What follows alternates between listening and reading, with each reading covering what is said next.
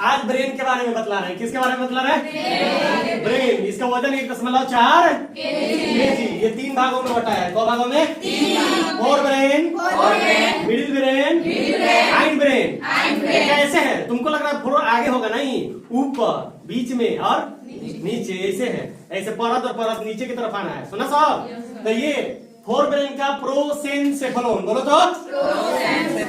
Middle brain का मेसोसेफलोन, बोलो बच्चे। हाइंड ब्रेन का रंबोसेफलोन, बोलो। ये इसमें 3 पार्ट होता है, ठीक। फोर ब्रेन में कोई पार्ट होता है? 3। तो तीनों पार्ट का देखो। ऑल्फैक्टरी लोब्स, बोलो तो। ये स्मेल का केंद्र है, सूंघते हैं ना, महक जो महक रहा है और जिसका आनंद उठा रहे हो, वो यहाँ पे लिया जाता है ऑल्फैक्टरी लोब्स पर। जो कुत्तों में, डॉग्स में क्या होता है? अत्यधिक होता है ना, वो दूर से दूर तक ले सूंघ सकते हैं, क्योंकि उनका ऑल्फैक्टरी लोब्स क्या है? बहुत ज्यादा, सूंघने की क्षमता बहुत ज्यादा है। सुना साहब? ये देखो सेरिब्रम है, बच्चे भाग में लिख लेना सेरिब्रम। सेरिब्रम यह ब्रेन का सबसे बड़ा भाग है।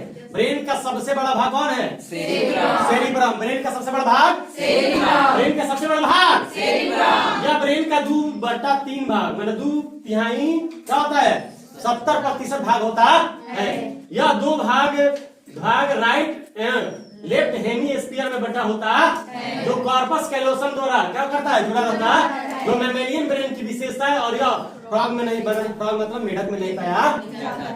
देखो 2 भागों में बटा नहीं है, वो ऊपर से दिखता है कि 2 भाग में है, लेकिन अंदर से जुड़ा है ना। एक के भागों का 2, तो हेमी बीचों में क्या है? कॉर्पस कैलोसम, ठीक। तो यहाँ हेमीस्फीयर में कौन लोब्स होते हैं? 4 लोब्स, मतलब पालिया। 4 पालिया होती। 4 में एगो होता है फ्रंटल, एगो पेरिएंटल, एगो ऑक्सीपिटल, एगो टेम्पोरल। सुनो, फ्रंटल होता है लर्निंग का, जो पढ़ाई कर रहे हो ना, ये तुम्हारा कम विकसित है, इसीलिए ज्यादा पढ़ नहीं पा रहे हो।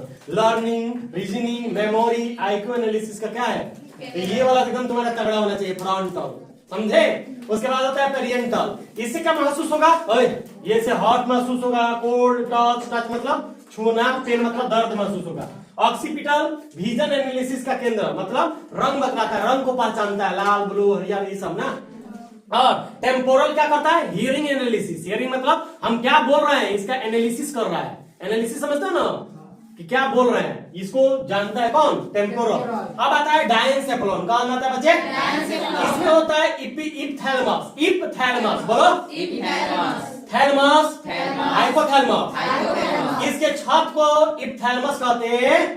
मतलब देखो डायनसेफलोन में सब निकले हैं, तो डायनसेफलोन के छत मतलब छत को क्या कहते हैं? इपिथैलेमस। और इपिथैलेमस के नजदीक पीनियल ग्लैंड पाया जाता है। और इसके बगल को, मतलब डायनसेफलोन के बगल को, साइड वालों को थैलेमस कहते हैं। और इसके फ्लोर को हाइपोथैलेमस कहते हैं। हाइपोथैलेमस हंगर मतलब भूख, थर्स्ट मतलब प्यास का केंद्र है। अगर ये नहीं काम करेगा हाइपोथैलेमस, तो भूख प्यास हमारा महसूस नहीं होगा। और यह कभी कभी बॉडी टेम्परेचर को भी क्या करता है?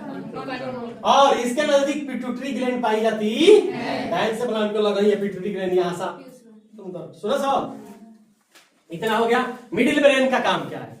मिडिल ब्रेन है विजन एंड हियरिंग का केंद्र, माने ये सुनने का काम करता है और देखने का काम, लेकिन एनालिसिस का काम यहाँ कर रहा है ना। ये दोनों में अंतर है ना। यहाँ एनालिसिस हो रहा है, माने जांच पड़ता, क्या बोले हैं उसका एनालिसिस करेगा, जबकि ये क्या कर रहा है? देखवाने और सुनवाने का काम कर रहा है। और इसी में ऑप्टिकल लोब्स क्या है? प्रेजेंट है। ये जो आंख है ना, वो उसी में है, इस मिडिल ब्रेन में के अंदर है, देखना वहीं से निकला हुआ है। अब है यहाँ पे हाइंड ब्रेन में सेरिबेलम। क्या है बच्चे? पोन्स वेरोलाई, बोलो। मेंडुला ऑब्लेंगाटा, बोलो।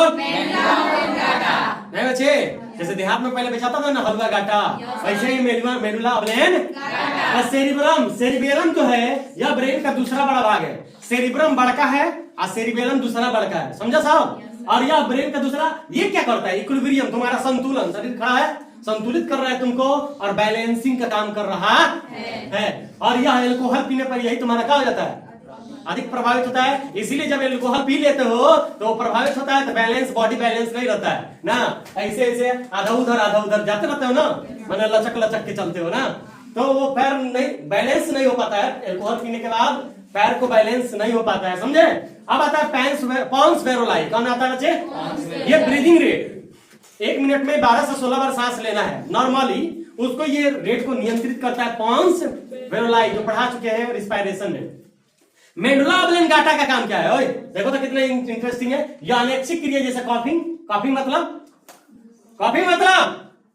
खांसना, स्नीजिंग मतलब छींकना, वोमिटिंग मैंने उल्टी करना, हार्ट रेट तुम्हारा हार्ट रेट, और रिस्पायरेशन सांस लेना, हार्ट रेट हो गया, रिस्पायरेशन एक्सक्रीशन मतलब उत्सर्जन, ईटीसी को क्या करता है?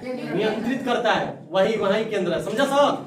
अब है यह स्पाइनल कॉर्ड से जुड़ा रहता है, स्पाइनल कॉर्ड जो इधर है, जो ठीक ना, इसी में जुड़ा रहता है। देख रहे हो ना, ये सब भी अगर काम ना करता, देखो इसमें तुम्हारा क्या नहीं है, मतलब अगर तुम्हारा क्या खराब हो जाएगा तो क्या होगा? देख रहे हो ना, सबसे ज्यादा जरूरी है सेरिब्रम का रहना।